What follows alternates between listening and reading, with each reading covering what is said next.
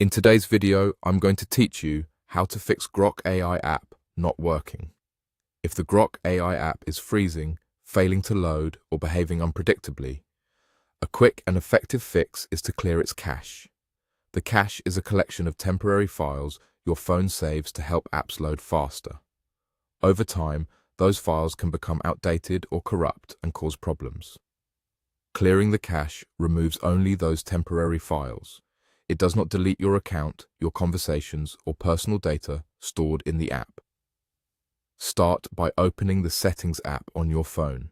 You're looking for the section that lists your installed apps. Depending on your device, this might be labeled Apps, Applications, App Management, or something similar. If your Settings app has a search bar at the top, you can simply type Grok to jump right to it. Once you see Grok in the list, tap it to open the app's info page.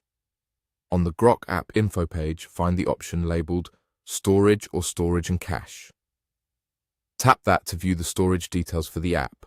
You'll see how much space the app is using for data and how much is being used by the cache. The important part here is to focus only on the cache. Data typically includes things like settings and downloaded content tied to the app, while the cache is just temporary files that are safe to remove. Now, tap Clear Cache. If your phone asks you to confirm, go ahead and accept.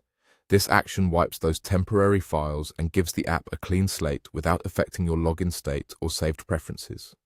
Avoid tapping Clear Storage or Clear Data, since that can remove app data you may want to keep. We're only clearing the cache. With the cache cleared, return to your home screen and open the Grok AI app again to try it. The first launch after clearing the cache might take a moment longer than usual because the app is rebuilding those temporary files. That's normal. Give it a few seconds to settle and then navigate around the app to make sure everything is responsive and loading correctly.